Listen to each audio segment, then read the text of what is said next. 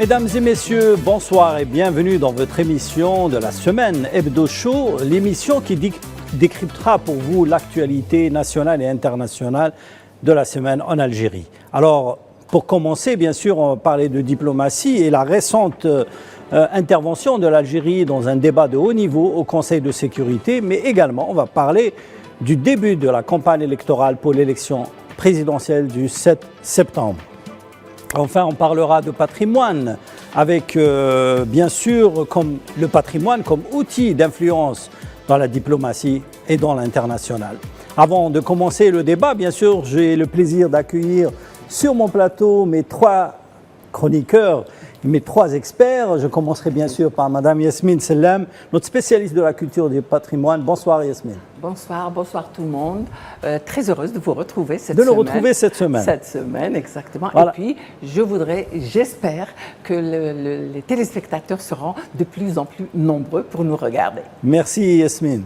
Alors, bien sûr, on ne parlera pas assez de Mehdi Khezan, notre éditorialiste vedette de l'émission, qui va bien sûr commenter toute l'actualité de cette émission de plus d'une heure et demie. Bien sûr. Bonsoir Mehdi. Bonsoir à tous. Très riche d'ailleurs. L'actualité très riche cette semaine. Bonsoir madame, bonsoir monsieur.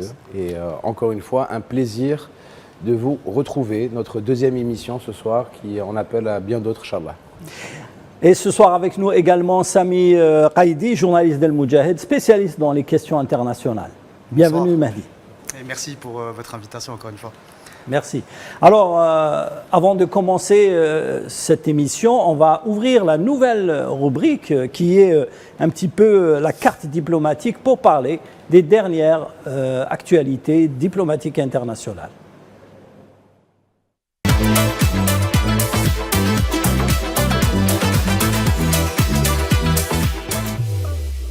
Alors, cette rubrique va s'ouvrir ou se concentrer surtout sur l'actualité internationale et diplomatique, surtout avec l'intervention de l'Algérie au Conseil de sécurité, mais également sur la visite du Premier ministre du Niger et également la tension en Libye et aussi au Proche-Orient.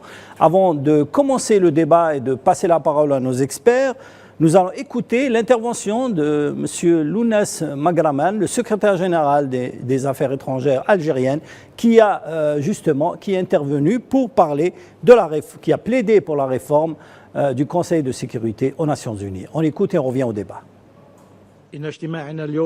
Notre réunion d'aujourd'hui se tient dans une conjoncture internationale et régionale chargée de défis et de périls qui menacent la paix et la sécurité internationale. Un contexte dont la principale caractéristique est le renouveau de la situation de polarisation entre les puissances mondiales et l'érosion de la crédibilité du droit international, ainsi que le retour des méthodes du deux poids deux mesures dans les normes et la montée du choix du recours à la force comme moyen de résolution des désaccords. Tout cela arrive à l'ombre de la crise aiguë qui secoue le système de sécurité collective et au milieu de la paralysie quasi totale qui ébranle le Conseil de sécurité des Nations Unies et ses échecs consécutifs à mettre fin ou même à freiner les politiques du fait accompli et les mesures unilatérales, ainsi que la subordination de l'intérêt du faible à celui du fort et la mise en œuvre de protection et de couverture politique pour les comportements infâmes des oppresseurs aux dépens des droits légitimes des opprimés. Devant cette situation de crise, la communauté internationale arbore la position du spectateur devant la succession des crises et leur intensification sous une forme inédite, ce qui empêche la possibilité d'action efficiente et l'élaboration de solutions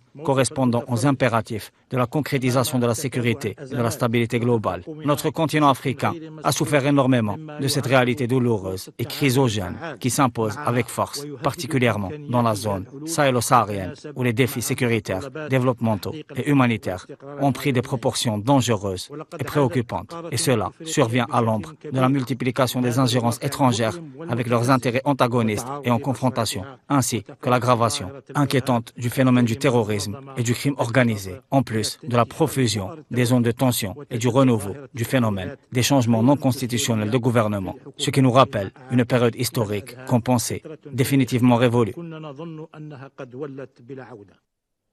Alors, comme on a entendu, M. Sami Qaïdi, M. Magraman a plaidé pour justement une hausse ou une révision justement de la représentation du continent africain aux Nations Unies. Est-ce que vous pouvez nous donner les éléments important de cette intervention, sachant que c'est le secrétaire général du ministère des Affaires étrangères algérien lui-même qui a présidé cette intervention de l'Algérie au Conseil de sécurité. Alors, les propos de M. Lounès Magaraman à New York, au sein du Conseil de sécurité des Nations Unies, s'inscrit dans la droite ligne de la tradition politique de l'Algérie qui a toujours prôné une gestion démocratique et égalitaire sur la scène internationale. Un mot a été lancé, c'est le mot paralysie. Effectivement, aujourd'hui, oui. Malheureusement, le Conseil de sécurité des Nations Unies se voit complètement inefficace. Et ce, pour la simple et bonne raison qu'il est devenu l'enjeu de lutte entre les grandes puissances qui ont malheureusement bloqué toute initiative de gestion et de maintien de la paix et de la sécurité collective. Aujourd'hui, l'heure est très inquiétante parce qu'aujourd'hui, on voit la multiplication des conflits en Afrique, mais aussi dans le reste du monde, au Moyen-Orient notamment, et la communauté internationale se voit malheureusement être obligé d'être dans une position de spectatrice sans pouvoir mettre un terme à ce qui semble être un scandale sur la scène internationale. Le véritable problème des Nations Unies, c'est sa gestion non démocratique, parce que sur le plan démocratique, un pays devrait valoir une voix. Or, aujourd'hui, le Conseil de sécurité est dirigé par une minorité de pays, donc 5 membres qui sont permanents et qui ont, somme toute, le droit de veto et qui, malheureusement, se bloquent en fonction de leurs intérêts. C'est une polarisation des pays puissants. Alors, c'est une polarisation et aussi, donc chacun veut tirer la couette, si j'ose dire, de son côté. Et aujourd'hui, l'Organisation des Nations Unies et particulièrement le Conseil de sécurité sont en train de connaître ce que leurs ancêtres, la Société des Nations, avaient connu avant la Seconde Guerre mondiale. Un autre mot aussi a été prononcé par M. Lounès Magaraman, qui est la terminologie d'ingérence étrangère et de changement non constitutionnel. Et je pense que ces termes se calquent parfaitement avec la situation qui a cours actuellement au Sahel et qui est extrêmement préoccupante dans la mesure où le Sahel aujourd'hui est proie à des ingérences étrangères de tous les côtés qui répondent à des agendas assez obscurs et l'ingérence des uns appelle celle des autres. La situation est assez critique et il faut dire, il ne faut pas avoir peur des mots, si des changements ne sont pas apportés rapidement, le pire peut-être va arriver.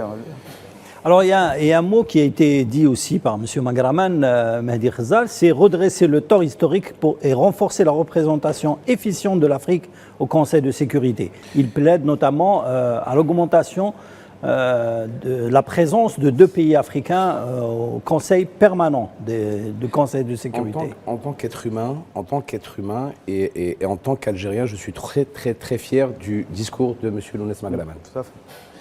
Pour plusieurs raisons. Les raisons, elles sont très simples. On a une organisation des Nations Unies qui n'a plus aucun poids, qui n'a plus aucune valeur, qui n'a plus aucune autorité. C'est un fait. L'histoire le dit, peu importe le nombre de résolutions 1480, résolution 1400, il n'y a aucun suivi des résolutions, il n'y a aucun respect des résolutions. Et on parle de violation des résolutions de l'ONU constamment.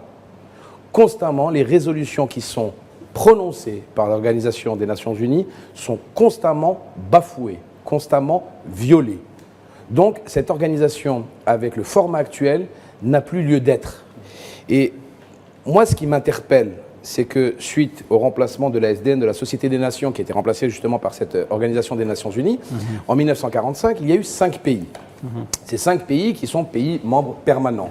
Sur ces 5 pays, ils ont un joker, et c'est le droit de veto.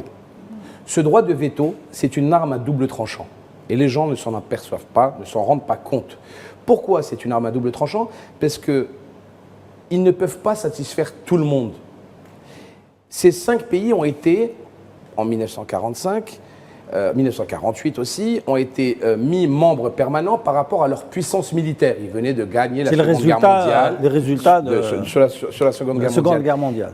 Je suis désolé, cher Selim, la vérité d'hier n'est plus celle d'aujourd'hui. La vérité d'hier n'est plus celle d'aujourd'hui. Le fait historique d'hier. Il faut changer. Il faut changer le fait historique d'hier. Les 5 membres n'ont plus le leadership mondial.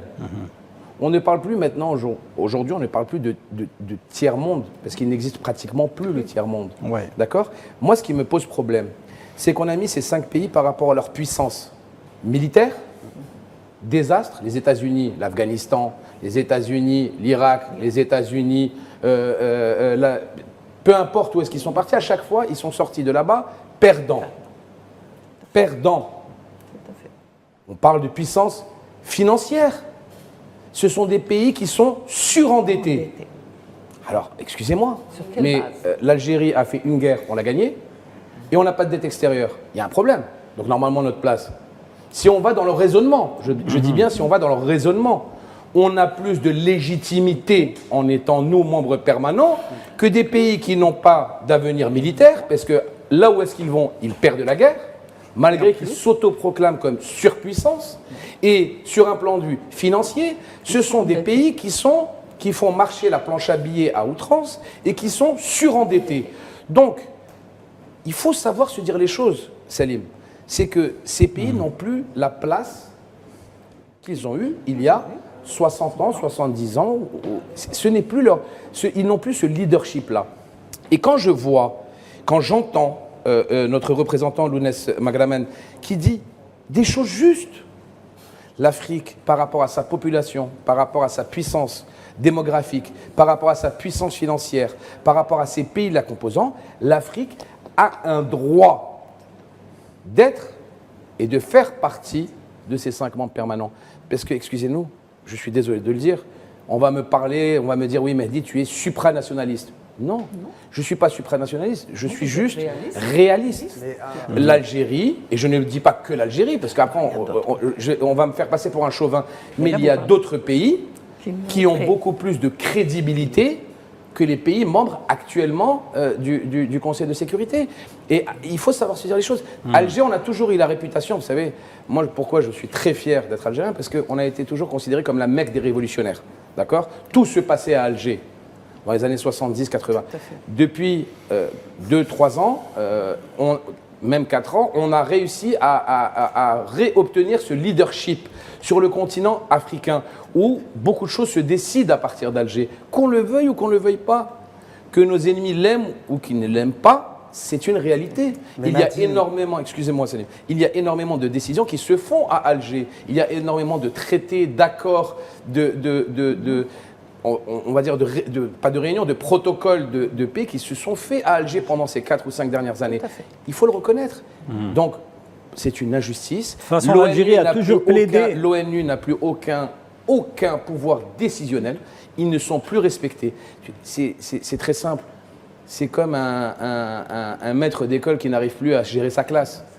L'Algérie a toujours prôné la résolution. Et là, malheureusement, il n'arrive plus. Mehdi, l'Algérie a toujours prôné la résolution pacifique des conflits et le bon voisinage. Hein. C'est une politique constante de l'Algérie depuis longtemps. Doctrine, et sous notre président, la doctrine est inamovible. L'Algérie ne s'occupe pas des affaires des pays autres souverains.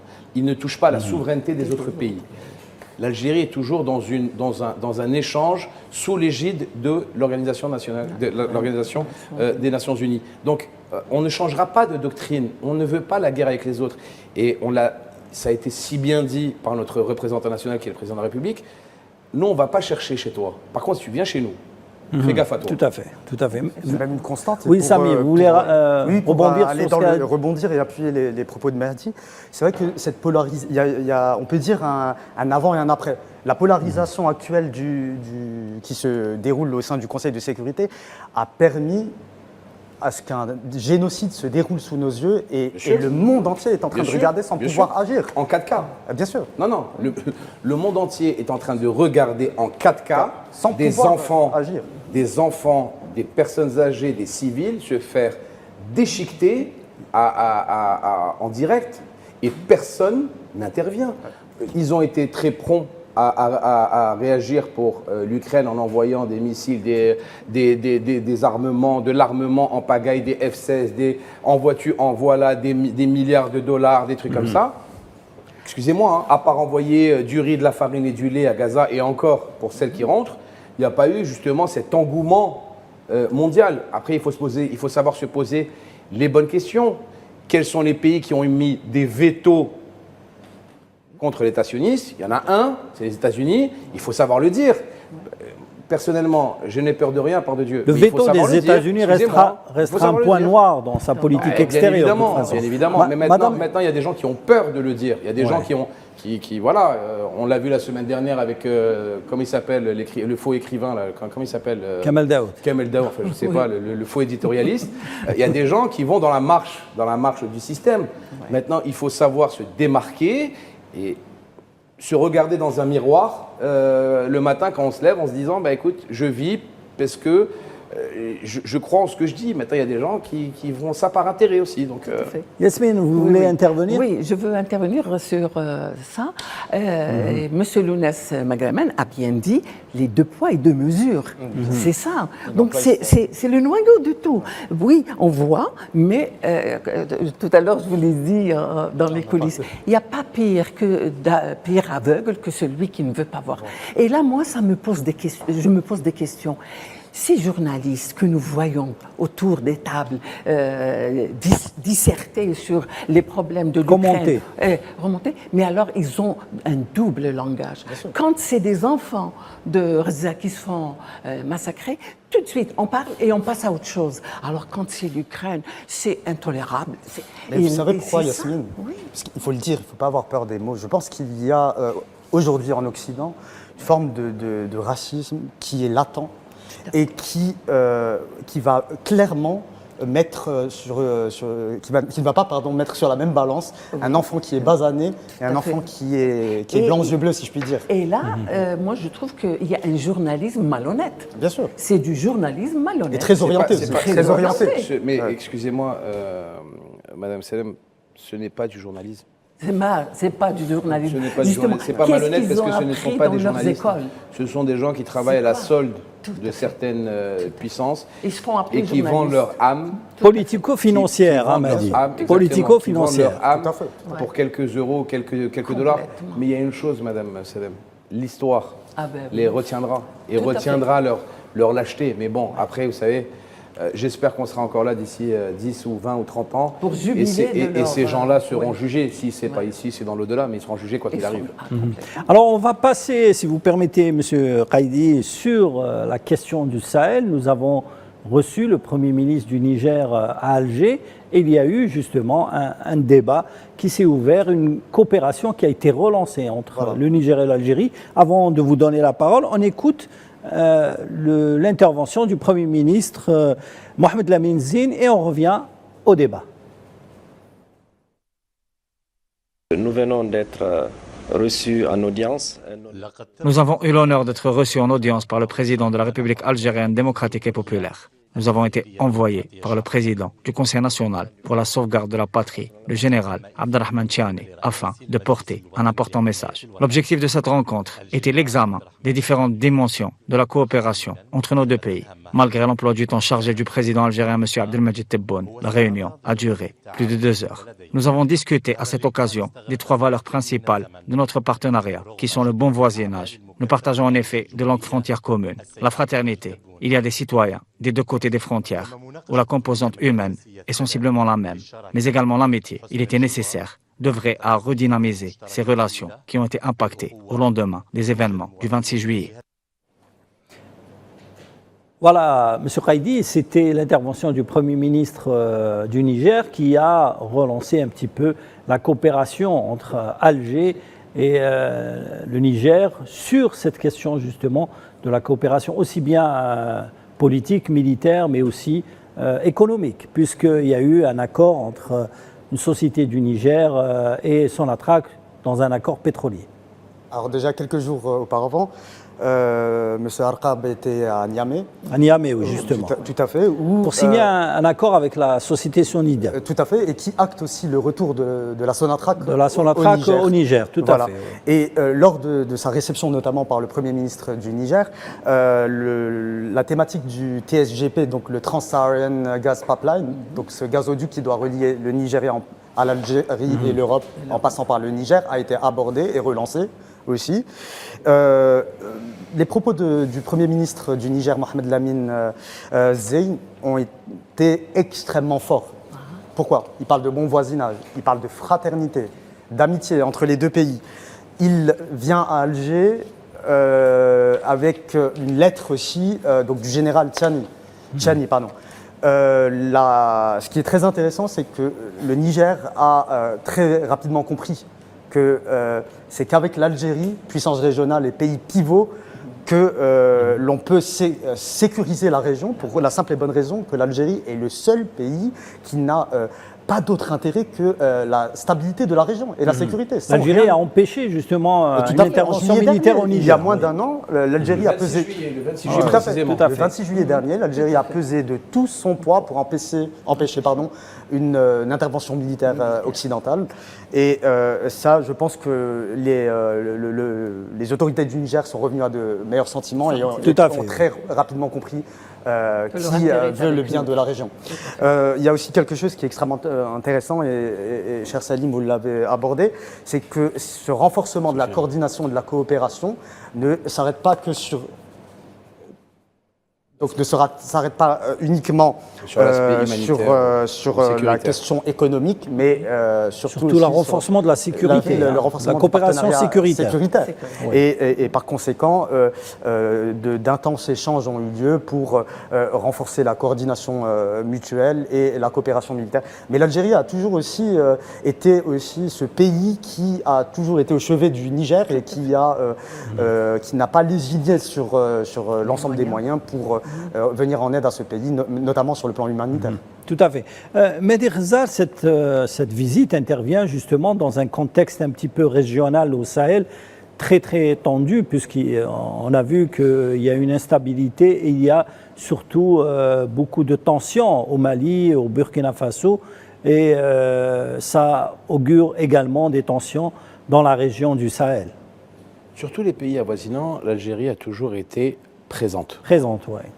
Et ça, il faut le dire. Et surtout attentionnée. Hein. Il faut le dire, l'Algérie a toujours été, une sorte de maman protectrice. Elle les a toujours aidés, subventionnés, a toujours donné du sien pour essayer d'éviter au maximum des crises de famine, des crises sécuritaires. On a toujours travaillé avec les renseignements des différents pays pour leur parler d'ingérence étrangère, d'incursion terroriste. Et le ministère des Affaires étrangères et le président ont toujours regardé d'un œil paternel ou fraternel, parce que si on dit paternel, on va encore me dire que je suis chauvin, mais d'un air fraternel, les pays voisins. D'accord ? L'Algérie a toujours laissé la porte ouverte pour l'aide humanitaire, sécuritaire, démographique, et ainsi de suite. Maintenant, suivant le coup d'État de l'année dernière, du 26 juillet de l'année dernière, le Niger, ça allait être plus que la catastrophe, s'il n'y aurait pas eu de l'aide de l'Algérie. Et ça, le Niger l'a bien remarqué, l'a bien compris, et l'a justement remercié grandement notre gouvernement et le président pour toute l'aide apportée il y a un an. Je suis désolé de le dire, mais on se fait, nous, attaquer Algériens en nous disant « Ouais, mais pourquoi vous les aidez ?» Parce qu'on aide un peuple qui était dans la difficulté. Et c'est justement ce qui fait la force et on va dire la réputation de l'Algérie. C'est qu'elle ne laisse pas ses voisins, ses alliés, ses amis dans la détresse quand il le faut. Actuellement, il y a d'autres pays qui sont dans la détresse. N'oublions pas toutes les dettes qui ont été annulées par le président Tebboune pour des pays qui étaient en difficulté. Donc ça, ce que je ne comprends pas, c'est qu'on ne le dit pas assez. On est un pays qui avons prêté de l'argent, qui avons donné de l'argent, et après on annule les dettes parce qu'on veut aider ce pays à se relever. Pour pas qu'il soit... Parce que si on n'annule pas ces dettes, il faut connaître le mécanisme, c'est que si on n'annule pas les dettes, eh ben, on a un gros organisme qui s'appelle le FMI qui met le pays sous diktat.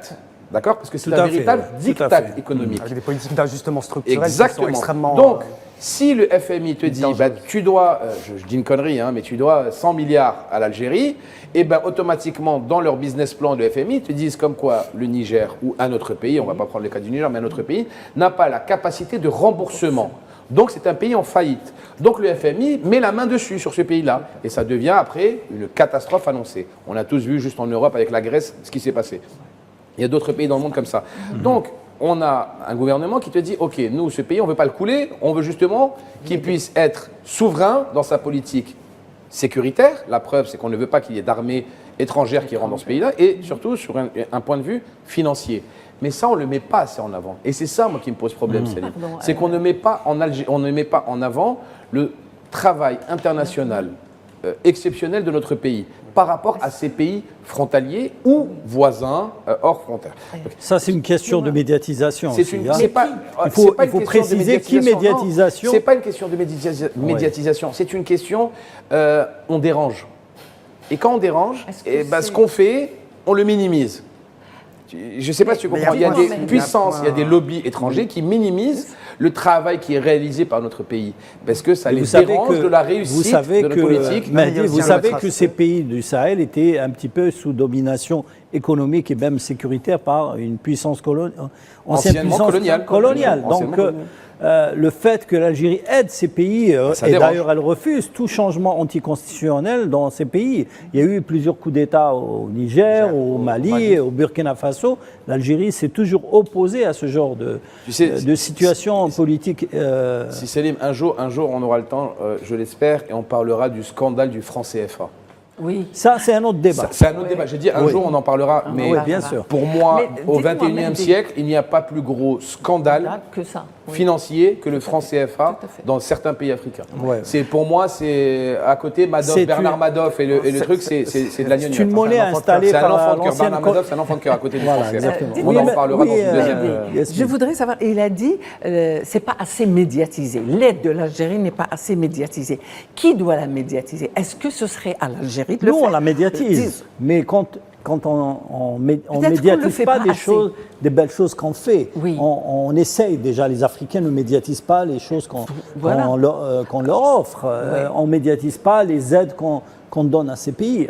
Il y a aussi une concurrence, une volonté de nuire un petit peu à l'image de l'Algérie. Voilà, c'est et ça. L'Algérie a toujours été aux côtés de ces pays du Sahel, et que ce soit sur le plan humanitaire, sécuritaire ou même économique. Tout à fait. Voilà. Mais c'est à elle aussi de médiatiser. Je pense qu'il y a une petite nuance qu'on oublie, c'est que les peuples du Sahel ont l'habitude de voir des puissances coloniales qui s'installent, etc.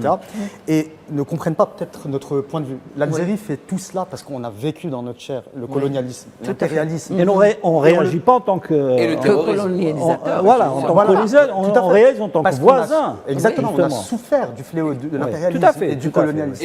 Par conséquent, on vient apporter des solutions pour éviter que ce qu'on considère comme étant nos frères et donc on n'en parle pas assez dans ces dangers.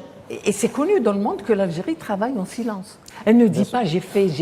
L'Algérie, par exemple, sur le plan sécuritaire, apporte une coordination impressionnante. Le lion, quand il marche, chère Madame Salem, n'a pas besoin de dire que c'est un lion.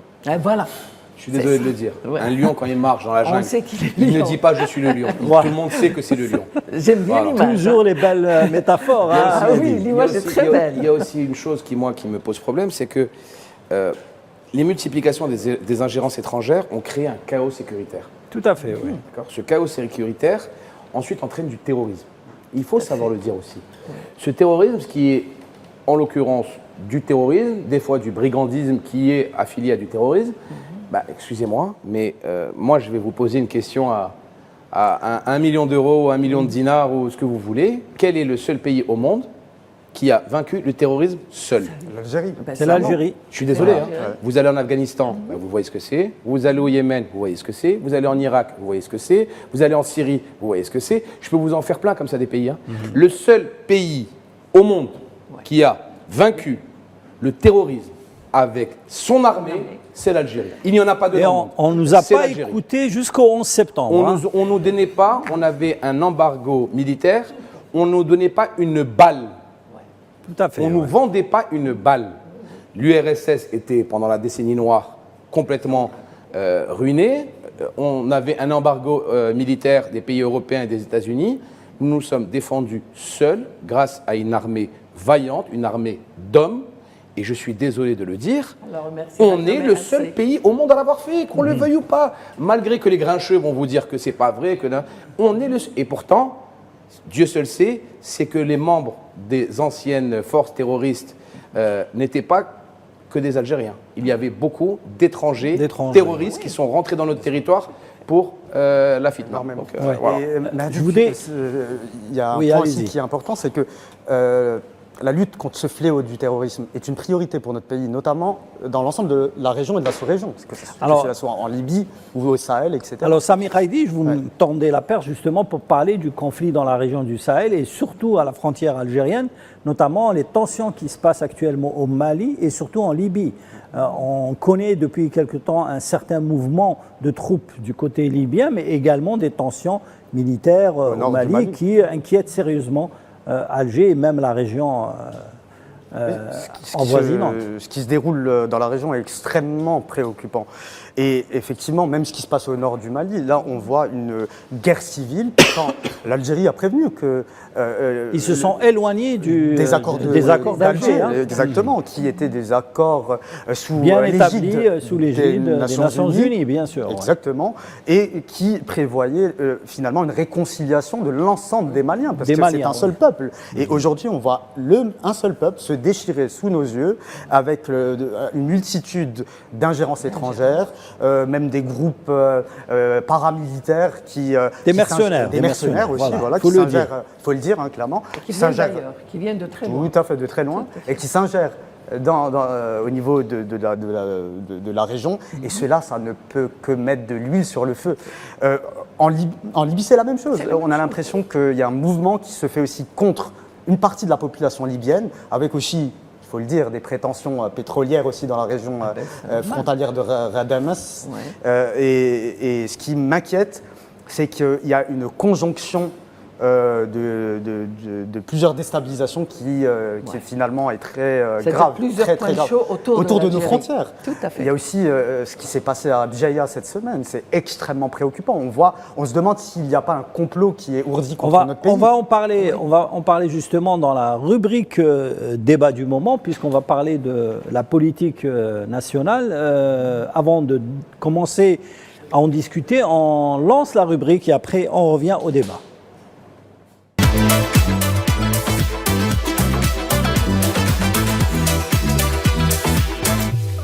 Voilà, c'est le début de la campagne électorale. Bien sûr, c'est le moment politique de l'année en Algérie. Les 3 candidats sont sur les starting blocks pour lancer leur campagne. Bien sûr, chaque candidat apporte son programme et tente de défendre son programme.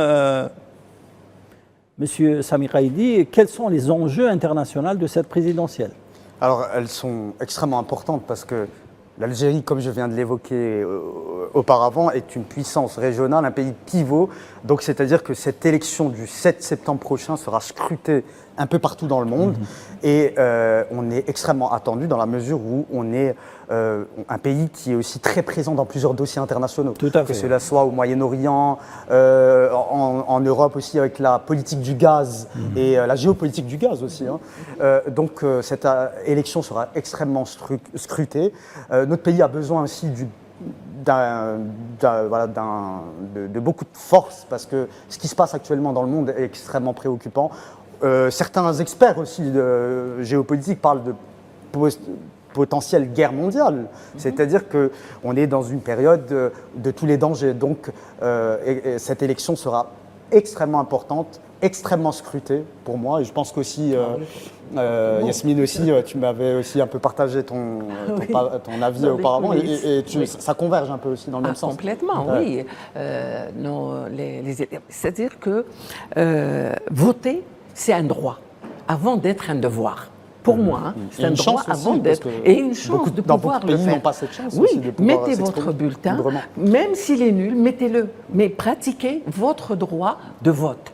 Après, moi je pense qu'on n'a pas besoin de faire des dessins sur ce que l'Algérie a vécu depuis quelques années. Moi, je vis en Algérie, j'ai toujours vécu en Algérie. L'Algérie m'a tout donné. Et donc, voter, c'est très important pour moi. Et les programmes qu'on nous propose, il faut bien les regarder, bien les étudier et aller dans le sens qui nous convient le plus pour notre pays et pour nous-mêmes. C'est comme cela qu'on exerce sa citoyenneté aussi. Tout à fait. Mehdi Ghezal, vous avez bien sûr suivi le début de la campagne électorale, que ce soit en France ou en Algérie. Là où vous êtes installé, justement, vous êtes installé en France. aujourd'hui, comment est perçue cette élection présidentielle un petit peu dans l'Hexagone, si on peut parler ainsi? Écoutez, il y a une forte mobilisation. Moi, ce qui me fait mal au cœur, Selim, c'est que les gens ont la mémoire courte. C'est que il ne faut pas oublier que sur chaque bulletin de vote, il y a du sang algérien. Pourquoi il y a du sang algérien? Parce qu'il y a 1,5 million de moudjaheds qui sont morts, de chouhada qui sont morts. Il y a eu une guerre qui a duré 130 ans pour que justement nous ayons la possibilité, le droit d'avoir la possibilité de choisir qui nous représente. Tout à fait. Et pourquoi ça me fait mal au cœur? Parce que justement, ce qui est pour nous un droit, où il y a eu énormément de sang coulé algérien pour avoir justement ce droit-là, ben, il est mis de côté, il est oublié par certaines périodes, par certaines personnes, et je trouve ça juste abject. Pourquoi je vous dis ça? Parce que l'abstention est le résultat de l'inconscient. Il ne faut pas croire, il ne faut surtout pas penser que tout se décide sans nous. Un bulletin est une voix compte. Chaque voix compte. Donc il faut une mobilisation. Ce que je vois, ce qui se passe actuellement en France, c'est qu'il y a, de la part de notre diaspora, une mobilisation comme j'en ai rarement vu. Et je le dis tout à fait, de façon tout à fait transparente, et ça me fait vraiment plaisir. Ça me fait plaisir parce que, personnellement, vous m'auriez dit il y a 10 ans de voter, ça ne m'intéressait pas. Aujourd'hui, notre pays a besoin de stabilité. Notre pays, aujourd'hui, a besoin de continuité. On est sur une lancée et on a besoin d'unité. On a un pays qui après le Hirak, a besoin justement de se remobiliser et d'avancer comme un seul homme. Et on a justement ce jeu démocratique qui nous permet de choisir celui qui va nous représenter. Donc, le besoin aujourd'hui d'un Algérien, c'est de voir où est-ce qu'il va. On a une direction démocratique, on est un pays en plein développement, on a besoin d'avoir un suffrage... On a un pays stable, hein, pour être plus justement, précis. On a besoin d'avoir un suffrage massif, des Algériens qui vont se déplacer massivement. Je ne me fais honnêtement guère de soucis pour la diaspora à l'étranger qui est très mobilisée, alhamdoulilah. Et franchement, je suis pratiquement 2 à 3 jours par semaine sur Alger. Vous savez très bien que quand vous allez dans un café, dans un restaurant ou chez des copains, tout le monde parle du vote. Donc, ça fait vraiment très plaisir à savoir qu'il y a ce sursaut, ce sursaut civil, on va dire, pour vouloir et pour décider de quoi notre avenir sera fait. Donc on a besoin. Mehdi, on se souvient, je fais un petit rappel, hein, on se souvient en 1995, nos immigrés ont donné une leçon de civisme et d'engagement politique en votant massivement justement lors de l'élection présidentielle de 1995, en plein dessiné noir. Hein. On se souvient. Il y a eu un vote massif parce qu'on ne voulait pas. Et les médias français à l'époque n'ont pas compris ce vote massif. Parce que l'Algérien est concerné par son avenir, parce que l'Algérien est patriotique, parce que l'Algérien est nationaliste, parce que l'Algérien aime l'Algérie. Alors je me souviens. Aime son pays. Moi, en 1995, c'était tu allais voter, tu étais capable de te prendre une balle parce que tu allais voter. Et bien pour battre la horde islamiste qui avait gagné grâce à l'abstention. Oui, ben, c'est ça. Quelques années avant, on ne voulait pas que ça se reproduise. Je me souviens, un journaliste de France Télévisions qui avait déclaré qu'il ne comprenait pas pourquoi le vote massif des immigrés, alors que c'est un vote qui n'est pas global par rapport au reste du pays. Donc ils n'ont pas compris que c'était justement pour donner, disons, le starting block J'ai pour habitude de dire qu'un Algérien à l'étranger... Pour démarrer la campagne et démarrer le vote en force. J'ai pour habitude de dire qu'un Algérien à l'étranger est un Algérien à part entière et c'est pas parce qu'il est ou binational ou qu'il a une carte de résidence qu'il est moins algérien que les Algériens en vivant ici. Et vous savez, ça fait de nombreuses années que je vis entre l'Algérie et la France. L'ouesh, t'as le bled. Le manque du pays. Je me souviens, les consulats étaient débordés toute la journée. Il est exceptionnel. Et quand il y a l'appel du pays pour peu importe la demande, croyez-moi, honnêtement, vu le nationalisme ambiant, que ce soit à l'étranger ou même en Algérie, Je ne me fais pas beaucoup de succès, pas beaucoup de doutes par rapport au succès de la prochaine avant, élection. c'était, on dirait, avant, c'était les Chibani, mais aujourd'hui, beaucoup de jeunes C'est tout le monde. issus C'est qui vraiment ont tout le monde. parfois la double nationalité. Il y a aussi un gros travail, et ça je vais le mettre en lumière. réseau, Voilà, je vais le mettre aussi en lumière. Il y a un énorme travail, et ça, il faut le savoir. En tout cas, moi, je parle personnellement pour ce qui se passe dans les antennes consulaires et diplomatiques en France. Il y a un énorme travail de nos antennes là-bas, sur place, de pour sensibilisation. la sensibilisation au droit de vote. D'accord ? C'est quelque chose qui est fait d'une façon remarquable, sous l'égide de notre ambassadeur Saïd Moussi et des différents consuls et consuls généraux en France, où ils ont mis en place justement cette élection présidentielle en essayant au maximum de sensibiliser tout Algérien immatriculé dans les consulats et les divers consulats en France. Donc, le travail paye toujours à la fin. Et franchement, je ne me fais vraiment, Selim, je te le dis du fond du cœur, je ne me fais pas beaucoup de soucis par rapport à la mobilisation. Et honnêtement, ça me fera plaisir de voir des images de consulats bondés pour aller voter. Dans cette oui, droite ça m'est ligne, j'ai aussi il y a quelque chose qui me vient à l'esprit, parce que vous avez abordé 1995, bon, moi j'étais extrêmement petit à cette époque-là, mais ce qui est extrêmement Je me souviens parce que j'ai couvert l'élection. voilà. Il a couvert. Par exemple, moi C'était le couvre-feu à l'époque. Des personnes que je connais qui m'ont rapporté que les gens se battaient même devant les consulats pour pouvoir voter. Et moi, Ils étaient débordés en fait. Voilà. Et moi, je pense que c'est pas quelque chose de nouveau, parce que c'est propre je dirais, à l'ADN même de l'Algérien. L'Algérien, dès lors qu'il sent que le pays est en danger ou qu'il a besoin de lui, il se mobilise et il se lève tel un seul homme. On a pu le voir. C'est dans son ADN. On a pu le voir lors de la glorieuse révolution de novembre 54. Tout à fait. Pendant la décennie noire, l'Algérien se lève toujours pour défendre la patrie et les intérêts de son pays. Moi, bon, je fais partie de cette catégorie que l'on appelle les jeunes. Et c'est vrai que je voudrais profiter de cette opportunité pour lancer un appel à l'ensemble de la jeunesse, en leur disant il faut se mobiliser, il faut se rendre massivement dans les bureaux les bureaux de vote et aux urnes. Il ne faut pas, parce que finalement, plus qu'un devoir, c'est aussi son algérianité qu'on exerce en plaçant son bulletin dans l'urne. Donc j'appelle l'ensemble des jeunes à ne pas laisser cette chance, parce que c'est une chance. Dans beaucoup de pays, malheureusement, ils n'ont pas cette opportunité de pouvoir choisir qui va les représenter.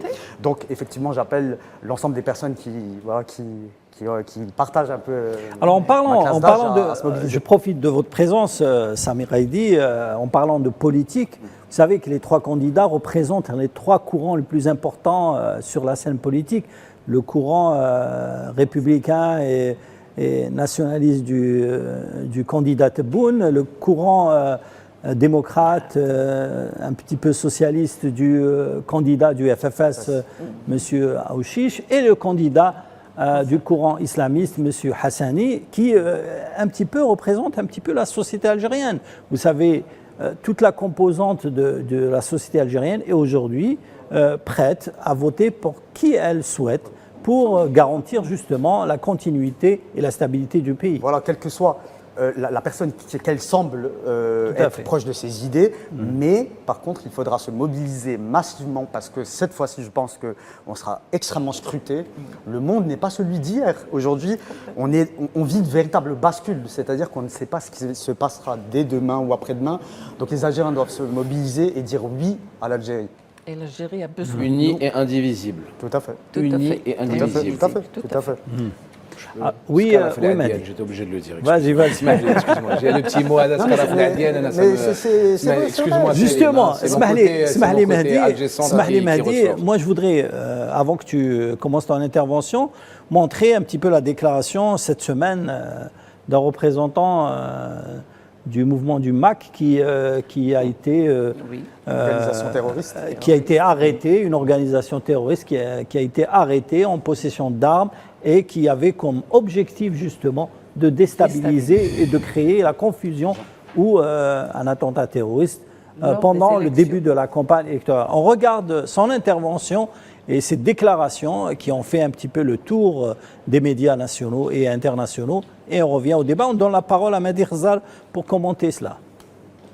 أنا المدعو زيدي موسى المواليد في 29 جونفيي 1972 Je m'appelle Zaidi Moussa, je suis né le 29 janvier 1972 dans la commune d'Amizour à Béjaïa. Je réside actuellement en France dans la région de Saint-Denis. Mon adresse est le 14 rue Sébastien Denet, 94 440. C'est là qu'il m'a demandé si je connaissais quelqu'un qui vendait des armes. J'ai répondu que j'en connaissais. En vérité, je connais beaucoup de gens qui font du trafic d'armes à feu. Il m'a dit, Moussa, dorénavant, je vais t'appeler ou je vais appeler Amine le Kabyle pour qu'il te confirme ta mission. J'ai acheté 5 fusils à Jean-Pierre et 3 pistolets et j'ai payé la totalité du montant en cash. Il me restait d'autres fusils à acheter et je suis allé voir un gitan, je l'ai payé 5 000 €. Je suis ensuite revenu voir Jean-Pierre pour acheter les 3 fusils qui manquaient et je lui ai payé 1 500 € pour les avoir. Après, j'ai demandé à Jafar et à Amine le Kabyle comment faire pour avoir les munitions. Ils m'ont répondu que j'avais une licence de tir. Les munitions de calibre 12, tu peux acheter autant que tu veux. Alors je suis allé voir des armureries pour acheter des munitions de calibre 12 et 16. Après, il ne me manquait plus que les munitions du pistolet 6,35, 9,45 et 9 mm, que j'ai également acheté dans une armurerie, mais d'une façon entrecoupée, car il y a un plafond de 2000 cartouches sur une année. J'ai acheté 5 ou 6 boîtes par jour pour ne pas éveiller les soupçons de la police.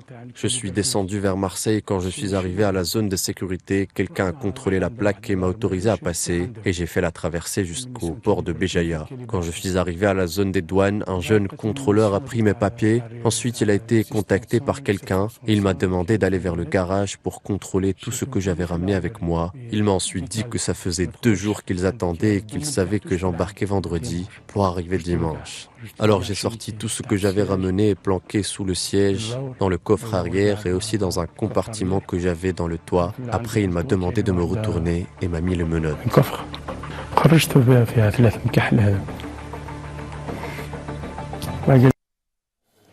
Voilà, c'était les révélations du terroriste, Moussa Zaidi, qui a déclaré et donné un petit peu le processus d'attentat qu'il avait l'intention de commettre en Algérie. Voilà une action qui a été arrêtée grâce à un petit peu la vigilance des services de sécurité et qui ont déjoué cet attentat qui allait faire un carnage en plein début de la campagne électorale. Mehdi ?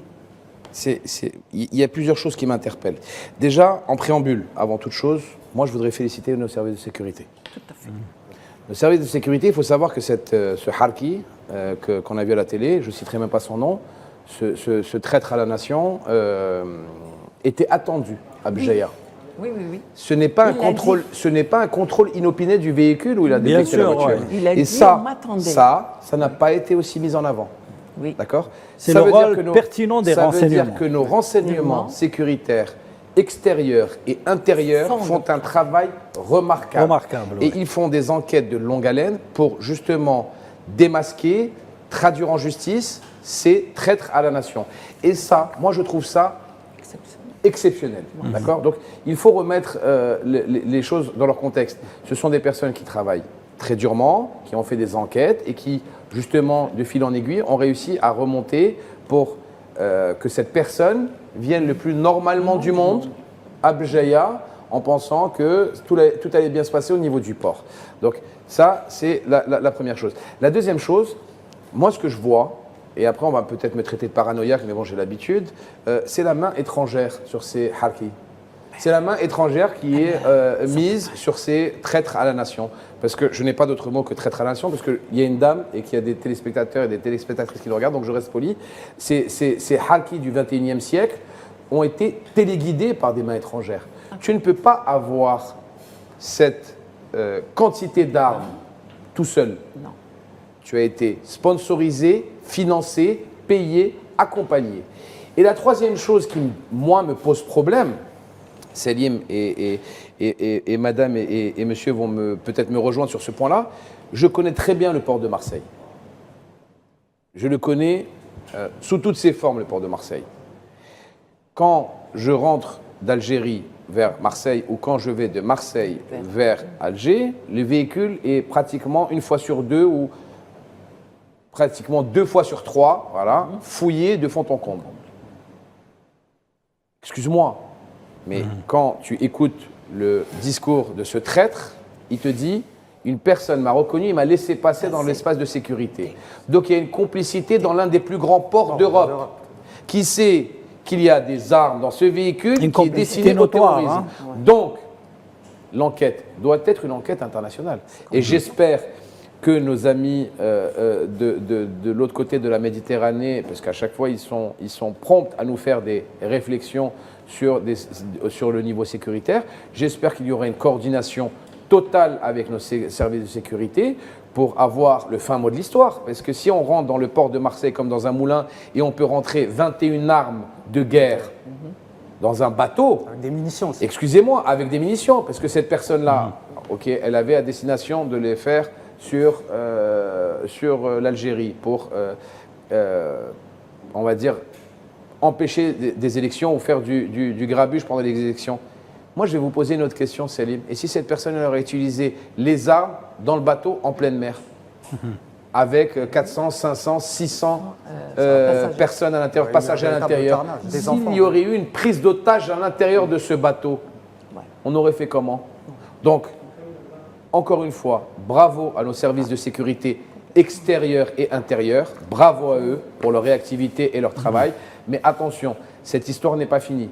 Il faut continuer l'enquête pour trouver et démasquer la main étrangère qui finance justement ce terrorisme dans notre territoire. Justement, Sami Qaïdi, il parle de cette complicité notoire. Aujourd'hui, la main étrangère, elle est plus que jamais présente dans cette tentative d'introduction ou de déstabilisation du pays. Clairement, clairement. Et il faut dire que le fait que le port de Marseille soit devenu une passoire interroge. Plus Attention, hein, sur certains domaines, hein, parce que tu rentres avec 2 cartouches de Marlboro d'ici, tu te fais, il t'attrape le douanier, tu emmènes au pote, tu payes l'amende.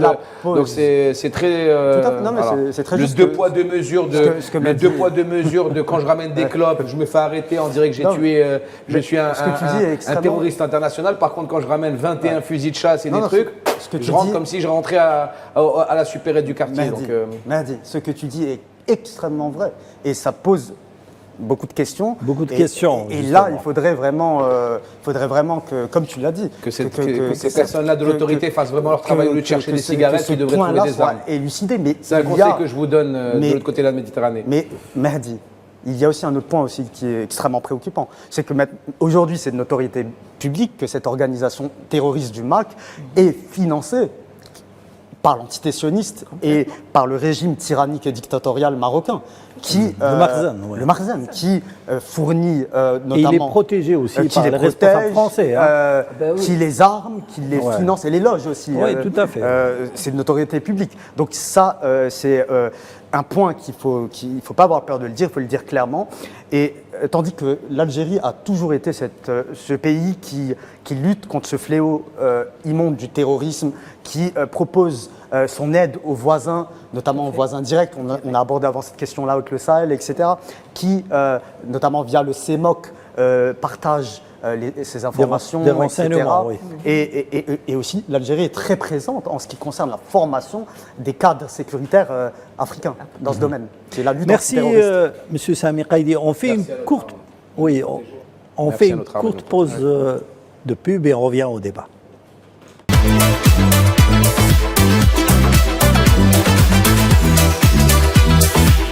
Après la diplomatie et après l'élection présidentielle, nous allons passer maintenant à la séquence mémoire et patrimoine pour parler justement des enjeux internationaux de la défense du patrimoine. Jingle et on revient au débat.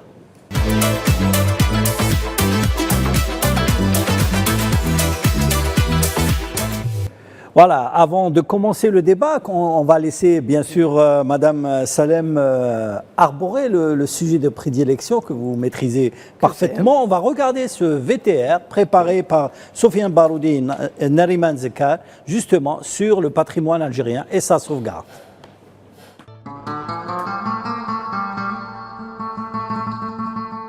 Le volet de la défense de la mémoire et du patrimoine revêt une importance cruciale sur la scène internationale au vu de l'importance politique et de la valeur diplomatique de cette dimension. L'Algérie, qui dispose de plusieurs sites classés par l'UNESCO Patrimoine mondial de l'humanité, à l'instar de la Casbah d'Alger ou du site de Sefar dans le Tassili Nadjer, déploie des efforts importants pour la sauvegarde du patrimoine matériel et sa promotion. Le patrimoine culinaire est aussi un ressort important de l'aura du pays, ce qui explique les batailles qui ont eu lieu autour de l'appartenance historique du couscous, finalement reconnu patrimoine commun des pays du Maghreb par l'UNESCO. Le patrimoine immatériel voit également s'entrechoquer des politiques d'influence et des tentatives de détournement et d'usurpation. Le cas échéant, nous avons enregistré des offensives visant à l'appropriation factice de patrimoine algérien par les réseaux du Merzen et de l'entité sioniste, à l'exemple de la musique raï, finalement reconnue patrimoine populaire algérien par l'instance onusienne. Le cas de la musique andalouse avec ses différentes écoles ou de la poésie malhoun sont également l'objet de tentatives d'usurpation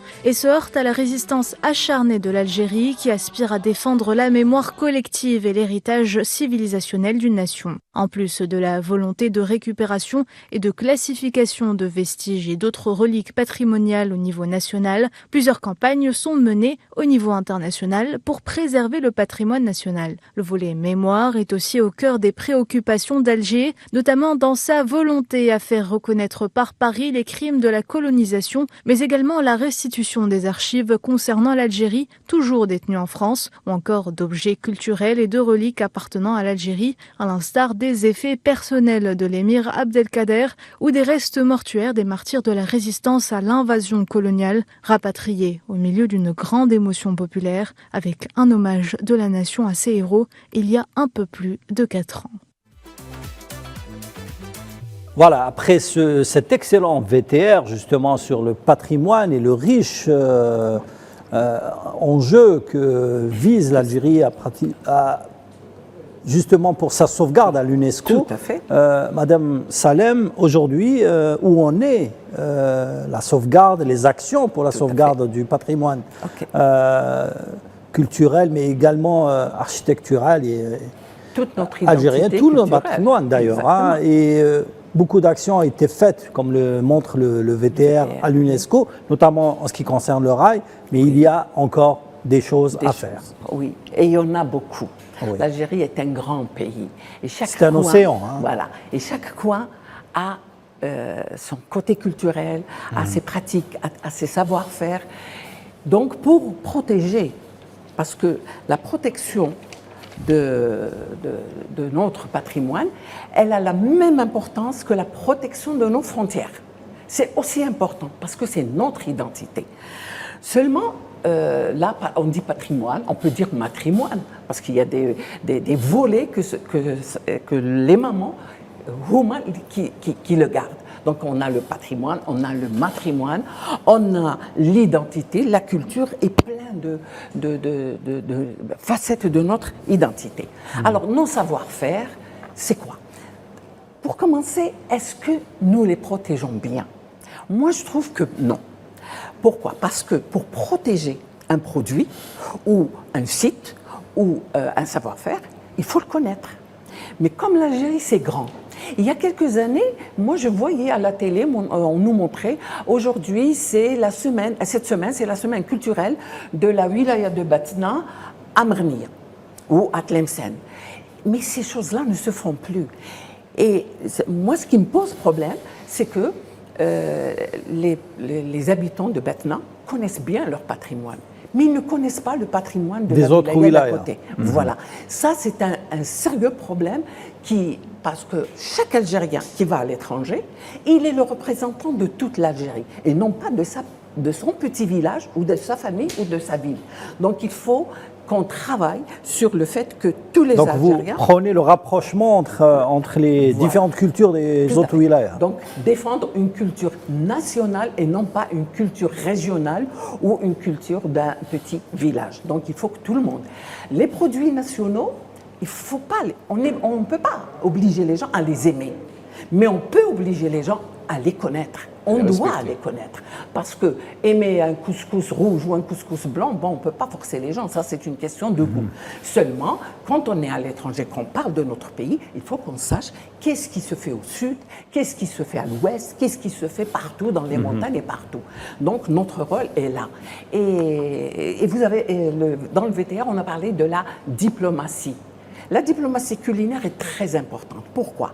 Parce que quand vous allez visiter un pays, ben, vous venez en Algérie, vous visitez la Casbah, ben, vous réservez une journée. Par contre, vous mangez 3 fois par jour. Et donc, c'est à travers l'art culinaire qu'on peut connaître un pays. Et donc, notre art culinaire, il faut bien le maîtriser, bien le défendre et le mettre au niveau des cuisines universelles. Parce que ce que nous faisons pour le moment, c'est des cuisines de ménagères. Moi, je suis une ménagère. Ma mère est une ménagère. Ce n'est pas grave, c'est bien. On a nourri nos enfants de cette façon. Mais quand nous avons des aspirations universelles, notre cuisine on doit lui appliquer des règles et des normes internationales pour qu'elle devienne qu'elle soit aux normes. Qu'est-ce qui manque justement pour qu'elle soit internationale? C'est ce qui nous manque. Qu'est-ce qui manque pour qu'elle soit internationale? Internationale, c'est ce qui manque. Nos plats sont trop sucrés. La présentation laisse à désirer. Les équilibres, vous savez, Confucius, qui est un philosophe chinois qui a existé 500 ans avant Jésus-Christ, déjà, il avait 8 règles pour la gastronomie. Et ces règles, elles sont d'actualité. On peut actuellement les appliquer parce qu'elles sont d'actualité. L'équilibre du végétal et de la viande dans un plat. Il disait, il y a 500 ans avant Jésus-Christ, il disait « N'achetez jamais la viande salée, faites-la vous-même ». Donc il prenait le fait maison. Et donc, nous devons faire ça. Moi, j'ai assisté à beaucoup d'expositions de produits du terroir. Et j'ai vu beaucoup de manquements, beaucoup de choses inappropriées. Par exemple, les emballages, l'étiquetage, les dates de péremption. Les gens ne connaissent pas. Moi, j'ai vu une dame, elle est très gentille, mais elle venait vendre des olives dans des bouteilles d'eau utilisées. Et on sait très bien que le plastique d'une bouteille d'eau est un plastique qui n'est pas réutilisable. Parce que si on le réutilise, il va lâcher des produits chimiques qui vont altérer la nourriture. Et personne ne lui a dit, écoutez, là, ça ne se fait pas. Donc moi, je trouve que nos artisans manquent un peu de formation. Ils ont besoin d'être encadrés scientifiquement pour que leurs produits soient de qualité. Je ne sais pas, il y a quelques années, c'était l'engouement pour les produits du terroir. Tout le monde voulait en faire. Seulement, vous avez des petites start-up qui commencent à produire un produit du terroir et au bout de 2 ans, 3 ans, elles disparaissent. Pourquoi? Parce que le produit n'a pas marché. On l'achète au départ, après, il n'est pas aux normes. Les normes gustatives, les normes d'hygiène, la stérilisation lors du conditionnement, tout ça manque. Et en plus, c'est toujours les mêmes produits qu'on vend, alors qu'il y a des produits partout extraordinaires. Par exemple, il y a 2 mois, j'étais à Bni Abbas. J'ai été par route. Et là-bas, j'ai rencontré des femmes. Moi, j'ai compris qu'elles voulaient me connaître parce qu'elles me voyaient à la télé. Elles voulaient prendre des photos avec moi. Mais lors de la discussion, je leur ai dit, écoutez, moi, avant de venir vous rencontrer, je suis passée au marché. Parce que quand on va dans une ville, la première chose qui vous donne qui vous éclaire sur le patrimoine de la ville, c'est le marché. C'est le marché, ouais. Et là, les produits. C'est les produits. Et j'ai été et j'ai trouvé un produit dans un sac. J'ai dit au monsieur, qu'est-ce que c'est? Il m'a dit, ça c'est pour le couscous. Et vous savez ce que c'était? C'était des petites figues vertes. Eh bien, ils mettent des figues vertes non mûres comme légumes à couscous. Et je leur ai dit, pourquoi vous n'en avez jamais parlé? Ah, mais oui, on pensait que ça ne vous plairait pas. Donc, elles ont besoin que ce soit les hommes ou les femmes qui s'occupent du patrimoine, ils ont besoin d'encouragement et ils ont besoin qu'on les encadre pour qu'ils fassent du bon produit aux normes internationales, dans l'étiquetage, dans le conditionnement, et voilà. Moi, je voudrais poser la question à Madirza. Je ne sais pas si tu es spécialiste du patrimoine, surtout culinaire, mais il y a justement, comme l'a dit Madame Salem, une usurpation justement du patrimoine culinaire par nos voisins. Le président de la République, Selim, a été très clair par rapport à la protection du patrimoine algérien. D'accord ? Il a donné des instructions à ses différents ambassadeurs et l'ambassadeur d'Algérie en France, Saïd Moussi, a justement eu une victoire éclatante puisque l'Algérie a été élue au comité de l'UNESCO il y a 3 mois. Donc c'est une victoire magnifique. On est élu au comité de protection intergouvernementale. Tu fais partie du rôle de la diplomatie pour la sauvegarde du patrimoine. Exactement. Donc on a été élu au comité de protection intergouvernementale pour le patrimoine culturel et immatériel. Donc on a montré, selon les directives du président et en l'occurrence avec son représentant qui est l'ambassadeur, les actions offensives qu'on arrête à chaque fois de se défendre, non c'est à nous, non c'est pas à nous. On a été offensif sur le domaine international et justement cette victoire éclatante à l'UNESCO en est la preuve. Et ça, c'est le domaine du président et de son ambassadeur. Maintenant, sur un plan de vue tout à fait personnel, j'ai épousé une dame il y a un peu plus de 10 ans, qui est une véritable moujahida des 2.0, Hana Arzad. Qu'on salue. Qu'on salue, et je peux vous assurer que vivre avec elle tous les jours, et elle te parle du couscous, du keleko, du zellij, enfin, elle te parle de tout ce qui est algérien. Elle se bagarre toute la journée entre les réseaux sociaux. Très active sur les réseaux sociaux. Elle se bagarre toute la journée pour préserver à sa façon ça. Donc franchement, je ne me fais vraiment pas trop de soucis pour les années à venir. On a eu une victoire éclatante à l'UNESCO qui est un véritable...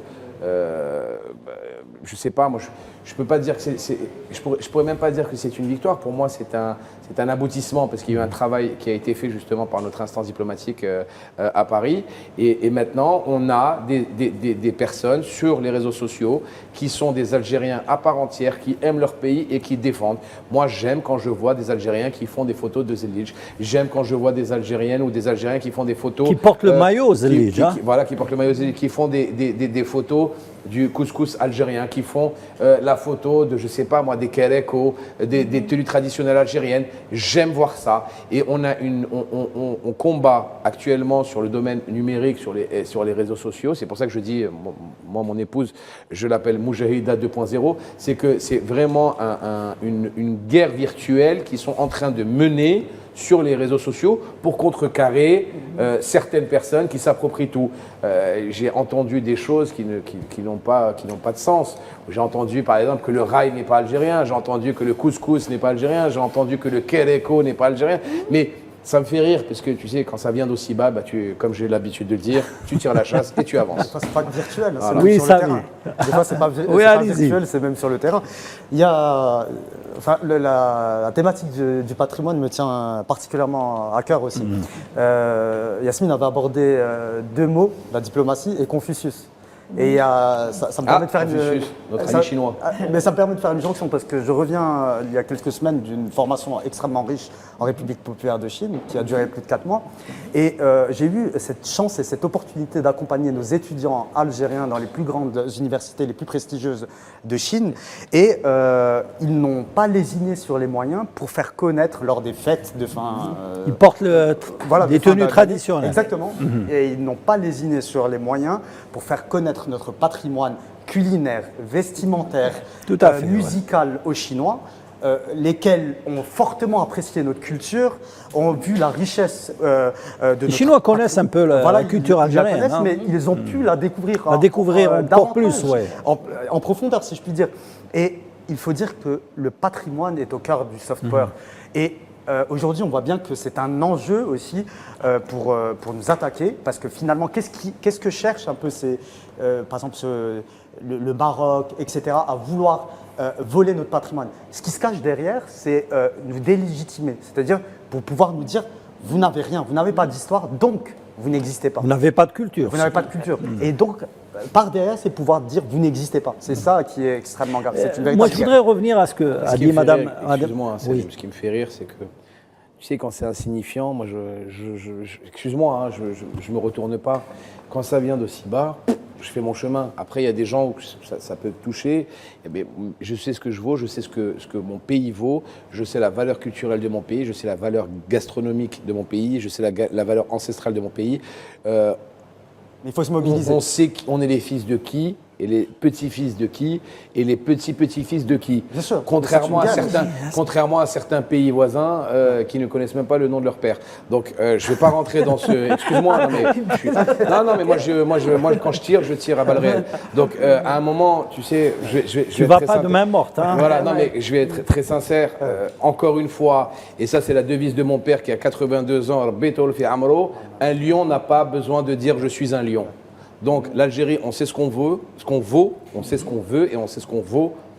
Tout ça pour moi. Moi, je voudrais revenir à ce qu'a dit Madame Salem. Vous avez évoqué un point important, c'est le rôle de la diplomatie dans la présentation du patrimoine algérien, que ce soit culturel, culinaire, vestimentaire. Musical, dans le passé, il y avait le ministère de la Culture qui organisait des semaines culturelles algériennes dans plusieurs pays.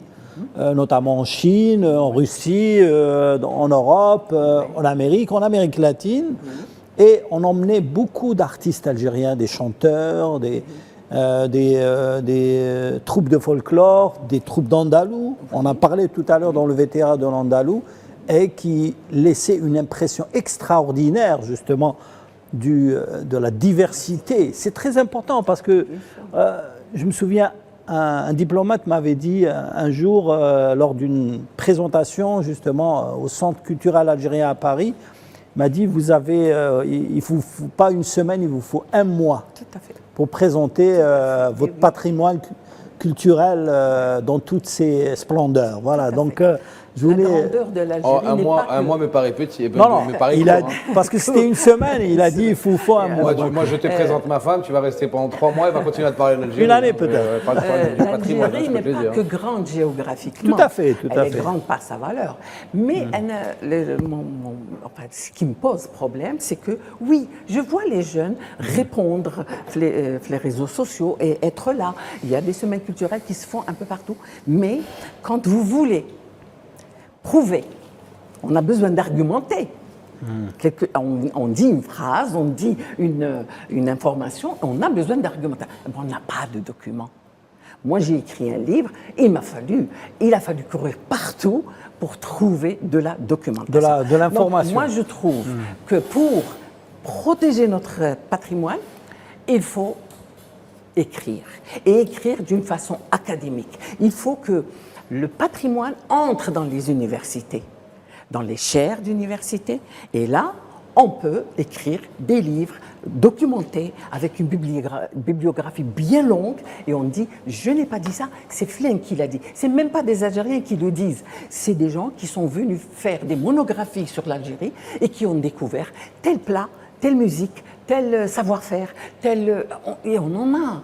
Et ce qu'il y a aussi à retenir, c'est que le monde, depuis 400 000 ans, depuis qu'il a découvert le feu et qu'il a commencé à utiliser le feu pour créer des choses, les hommes se sont échangés des choses. Donc nous, Algériens, on n'a aucun problème à dire que tel plat, il nous vient de tel endroit du monde. C'est pas grave, parce que quand il est arrivé ce plat, et maintenant quand vous le mangez, il est totalement différent. Parce que nous l'avons transformé, nous l'avont adapté à notre écosystème, et donc c'est notre plat. Donc on n'a pas ce problème. D'autres, oui. Ils ont des plats qui viennent d'ailleurs et ils disent on les a créés. Non, l'homme ne crée rien parce qu'une recette ou un costume ne naît pas un jour. Il naît avec de l'évolution. Il naît avec une forme primitive et il se transforme pour devenir ce qu'il est maintenant. Donc l'écriture, c'est la meilleure arme pour défendre notre patrimoine. Oui, Si je peux me permettre, Madame Salem, que j'apprécie énormément du fait de son travail, elle défend sa doctrine, qui est l'écriture, puisque c'est une écrivaine à succès, à talent, machallah. Moi, malheureusement pour elle, je suis un mec du commerce, des affaires. Et moi, je suis quelqu'un de très protocolaire. Notre président a décidé d'essayer massivement de développer l'exportation de nos produits locaux. Ce n'est pas anodin. Ce n'est pas anodin. Il y a un calcul derrière une économie. Il y a un calcul derrière une économie. Vous savez, je vais vous dire, les gens pensent comme quoi on a arrêté ou on a un peu freiné les importations par manque de liquidité. Ce n'est pas vrai. Non, ce n'est pas vrai. Ce n'est pas vrai. Ça n'a jamais été ça. C'est une guerre économique, culturelle. Tout à fait. Pour soutenir la production Qui nationale. est faite vers l'international, parce que des gens qui vont connaître, je vous explique, au lieu d'importer des habits de Turquie, des habits traditionnels qui sont faits. Alors, vous imaginez qu'on est arrivé à un moment où on importait en Algérie des habits algériens faits en Turquie. Oui, c'est une À aberration. un moment, c'était une aberration Tout dingue. à fait, oui. Donc maintenant, quand tu exportes à partir d'Algérie vers les pays européens, vers les pays, je ne sais pas, moi, peu importe le continent, des produits locaux à l'étranger, et ben, c'est là où tu arrives à aider le développement de notre patrimoine et de la connaissance de notre patrimoine culturel. Je suis d'accord. Aussi Je suis culinaire. tout à fait d'accord avec vous. Donc, Madame Salem, sur son plan de vue d'écrivaine, eh ben, elle a raison, il faut écrire, c'est très important, on apprend, c'est la science. Mais il faut exporter Mais il y a aussi aussi. une guerre économique. Et le il faut président de la exporter du République, produit de le qualité. président de la République a freiné les importations pour dire attention. Et il a raison. On a une capacité à produire et à exporter qui est exceptionnelle. Allons vers l'exportation et arrêtons d'être dépendants de nos produits qui sont faits à l'étranger. Et la sécurité alimentaire Seulement, aussi. Bravo. Pardon, Samy. Oui. Pardon, mais seulement, on ne peut pas tout exporter. Il y a des choses qu'on peut exporter, mais il y a des produits qui sont faits en petite quantité, les produits labellisés. En Algérie, nous avons plusieurs produits labellisés. Je pense qu'il faut d'abord que les Algériens les connaissent pour pouvoir les exporter, parce que c'est en petite quantité. Par exemple, la figue de Bni Maouche. C'est un produit labellisé. Seulement, J'ai est-ce faim, Madame que Salem. nous allons... Oui, elle est bonne. Salim ne Seulement, m'a pas fait dîner ce soir. Est-ce que nous l'envoyons à l'étranger alors que beaucoup de régions d'Algérie ne la connaissent pas? Moi, je préfère d'abord que les Algériens la connaissent et après, on la vendra. Parce que c'est un produit de qualité qui se vend en boutique. Justement, De luxe. vous parlez de gastronomie, surtout de culinaire. Il y a pourtant beaucoup d'émissions aujourd'hui sur le net, sur les chaînes de télévision pour présenter le patrimoine. Est-ce que vous pensez que ce n'est pas suffisant? Est-ce que je dis la vérité ou je mens? Je dis la vérité. Ici, on est hebdo show, il faut dire tout ce qu'on pense. Tout ce qu'on veut. Alors, oui, il y a beaucoup d'émissions. Seulement, moi, je vois que ces recettes algériennes qu'on trouve sur YouTube, qu'on trouve dans les chaînes spécialisées ou autres, c'est pas les vraies et les bonnes recettes algériennes. Même si je suis contre le mot vrai et recette algérienne. Parce que toute recette faite est une vraie recette. Chacun l'a fait. Seulement, moi, je suis pour la recette authentique de ma grand-mère. Originale, faite avec la science actuelle. Parce que si je fais le plat selon ma grand-mère, je n'ai aucune utilité. Je dois apporter quelque chose. Et moi, j'ai été à l'université. Moi, j'ai été dans des laboratoires. Donc, cette recette de ma grand-mère, il faut que je la... pas revisiter. J'aime pas ce mot. Non, je lui applique les règles de la grande gastronomie. Je rappelle que vous êtes ingénieur agronome. Hein? Oui, c'est vrai. Donc, il y a un point qui je voulais rebondir avant, et ça me revient à l'esprit. Rapidement, parce qu'il nous reste encore des choses. Yasmine avait abordé les anthropologues, notamment étrangers, etc. Mais il y a un véritable consensus aujourd'hui. C'est que le plus vieux couscoussier en Afrique du Nord a été trouvé en Algérie. Donc on a cette paternité aussi. Les objets de fou. Qui est historiquement le plat national de la Midi, donc l'Algérie. Oui, selon les vrais historiens, parce qu'il y a de faux historiens. Là, les faux historiens, il y en a. Donc, selon les historiens honnêtes, ils vous disent que le couscous est numide, clair et net. Donc, typiquement algérien. Oui. Alors, pour vous, oui, Numidie, c'est Algérie. Mais pour le Tunisien, la Numidie, c'est la Tunisie. Et pour le Marocain, la Numidie, c'est le Maroc. C'est l'Afrique du Nord, c'est l'Afrique du Nord. C'est l'Espagne, pour certains. C'est pas toute l'Afrique du Nord. Une partie du Maghreb. Voilà, la Numidie, c'est toute l'Algérie du Nord. C'est un tout petit bout de la Tunisie de l'Ouest. Et c'est un bout jusqu'à... la Mauritanie. Non, jusqu'à l'Oued Moulouya. L'Oued Moulouya. Ça, c'est tout ça, l'Algérie. Moulouya, maintenant, il est au Maroc. Tout ça, c'est la Numidie.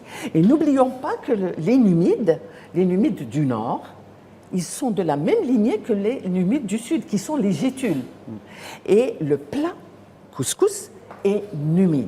Donc, dans toute cette région. Seulement la Numidie, quelle est sa capitale? C'est Cirta. Donc la Numidie, c'est l'Algérie d'abord, même si les Tunisiens et les Marocains veulent. Et là, juste ça, une historienne, un grand nom d'historienne, qui dit que la Numidie, c'est le territoire qui correspond au Maroc actuel et Juba II est marocain. C'est totalement faux. Parce que bien sûr que c'est totalement faux. Je vous dis, les vrais historiens et les faux historiens. Voilà. Une des plus vieilles villes du monde aussi. Vous nous donnez un avant-goût de votre prochain livre sur le couscous. Hein, je rappelle, je donne le scoop en tout cas. Alors, juste pour clore le dossier du patrimoine, il y a un point important, mais parlez-moi de ça, parce qu'il reste encore une petite partie. Oui. Il y a la question mémorielle et les archives. Oui. Dans le VTR, on avait parlé justement du rôle de l'Algérie pour la sauvegarde de tous les aspects mémoriels, bien sûr, toutes les choses que la France coloniale avait pris avec elle après être sortie de l'Algérie, toutes ces choses qui représentent un petit peu le patrimoine et la mémoire de l'Algérie. Commencer par les crânes oui. de nos... on a récupéré une grande partie, mais il reste encore. Et donc, moi, je trouve que c'est un crime contre l'humanité de prendre des crânes de personnes et d'aller les exposer, même si c'est dans un musée d'histoire naturelle. Donc, on n'a pas le droit de les laisser. On a les effets vestimentaires de l'émir Abdelkader. On a le Baba Merzouk, ce canon symbole. Qui est installé à Brest. Voilà, qui est là-bas. Et donc, l'Algérie doit récupérer. On doit récupérer pas mal de choses. Même la médaille d'or de l'UEFI. Oui, le premier médaillé contemporain. Durant la colonisation, en 1928, il avait remporté la première. Il était algérien. Oui, il était algérien. Donc on doit récupérer tout ça parce que ça fait notre histoire. Donc les objets qui sont dans des musées, vous savez, le buste de Juba II, il est en Suède, je crois, ou à Amsterdam, je ne sais plus. Et nous avons des robes qui sont dans les musées, dans le musée Branly à Paris. J'ai été les voir, ces robes constantinoises, le kérékou, des tenues. Donc, nous devons récupérer tout ça. Si d'autres pays ont des objets dans les musées européens et qu'ils ne disent rien, nous devons dire, nous devons récupérer nos objets, ils nous appartiennent, ça fait partie de notre histoire. Oui. Mehdi, vous voulez intervenir ? Oui, je suis tout à fait d'accord avec Mme Salem et je la félicite parce que cette dame est un puits de science. À l'écouter, franchement, c'est juste exceptionnel parce que je voudrais qu'on la félicite par rapport à tout ce qu'elle nous a appris ce soir. Merci. Mais oui, il y a beaucoup de choses. Elle fait des recherches approfondies sur la question. Franchement, c'est un puits de savoir, cette dame. C'était vraiment un plaisir de l'écouter. Maintenant, il est évident qu'on a beaucoup de choses à récupérer. C'est en négociation. Je sais qu'il y a une négociation qui est assez ardue entre le gouvernement français et le gouvernement algérien. Mais honnêtement, je ne m'en fais pas, vu la justesse de notre diplomatie et la justesse de notre président, je ne m'en fais pas pour récupérer l'intégralité des... on a récupéré déjà le fusil de l'émir Abdelkader. On va encore récupérer son Barnos, on doit récupérer son Barnos. Il y a beaucoup de choses à récupérer, les canons qui sont devant l'école militaire. Il y a énormément de choses qui appartiennent... qui appartiennent une dizaine de canons. Exactement, qui appartiennent à l'histoire de l'Algérie et qui sont à part entière algériens et qui, je vous le promets, reviendront à l'Algérie bien plus tôt que vous ne le croyez. J'en dis pas plus.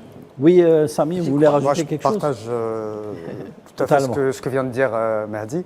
Il a tout résumé, Mahdi. Non, il a tout résumé. La France, la colonisation française a perpétré un véritable génocide en Algérie et un crime contre l'humanité. Ouais. Et aujourd'hui, plus que jamais, elle doit restituer ce qu'elle a pillé, finalement. Pillé, oui. C'est un Et par la pillage, hein, force. c'est un C'est pillage. par la force. Par la force, oui.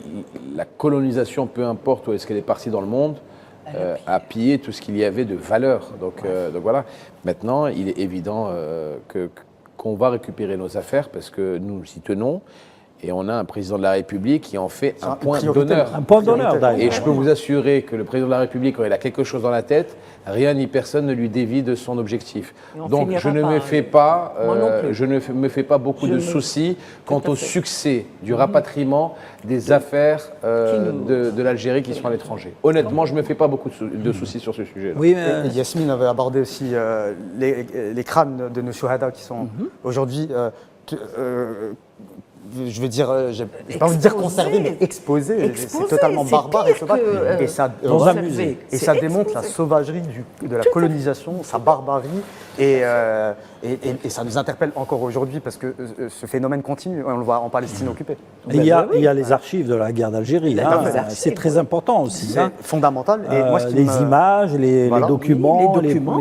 toutes les choses qui ont été prises à nos moudjahidines, à nos martyrs, etc. C'est pour écrire notre histoire. Oui. On n'a pas besoin que les autres nous Bien l'écrivent. sûr. On doit l'écrire, mais il nous faut le document. Il y a des livres et des reliques de valeur. Hein. Complètement. Quand les autres l'écrivent, ils l'écrivent très mal. Il écrit mal et puis il se caresse dans le sens. Avant oublie la guerre aussi- d'Algérie, ils appelaient ça les événements d'Alger. Les événements d'Alger. Les événements d'Alger. Les événements d'Alger. Et je crois que c'est Jacques Chirac qui a Rétabli ça. qui a rétabli en appelant ça En guerre d'Algérie. 98. Donc vous imaginez qu'il y a eu plus de 40 ans, je pense, pratiquement 40 ans, juste pour passer d'événement à guerre. À guerre. Ouais, Donc, c'est passé à l'Assemblée, hein, pour être exactement. très corrigé. C'est la guerre d'Algérie. Ouais.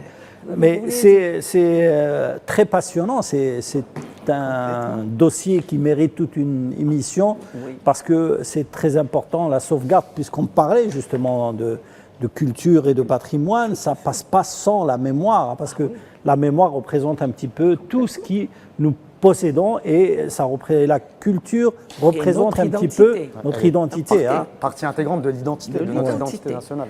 Et donc le premier pas à faire, c'est d'abord l'inventaire.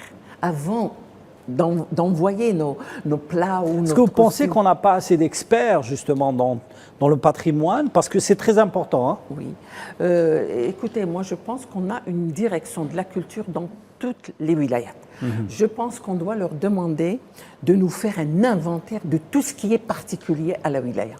Une fois qu'on a fait ça dans toutes les wilayats, on va récupérer tout ça dans moi j'ai dit un laboratoire national du patrimoine. Et là, on va traiter toutes ces informations, on va les traiter d'une façon scientifique pour en faire, je ne sais pas, un plan d'action à partir de ça. Merci Madame Sellam, c'était vraiment extraordinaire de vous écouter, parler de patrimoine et étaler un petit peu toutes ces connaissances que vous savez. C'est un puits de savoir. C'est un puits de savoir. Franchement, je vous le dis. Vous êtes étonné? Non, pas du tout, pas étonné. Je suis très fier d'être à ses côtés. Franchement, c'est un honneur pour moi d'être à ses côtés. Voilà, beaucoup, c'est dit. Shukran. C'est dit. C'est dit. Et c'est Mehdi sincère, et Sami c'est Khaïdi. sincère, madame. C'était également un plaisir. Mehdi, merci beaucoup. Hein. À ta santé. À votre santé à tous et à la semaine prochaine pour de nouvelles aventures. Voilà, merci. C'est dit, hein, puisque Mehdi a déjà annoncé la couleur. On se donne rendez-vous la semaine prochaine avec un nouveau sujet, toujours sur Hebdo Show.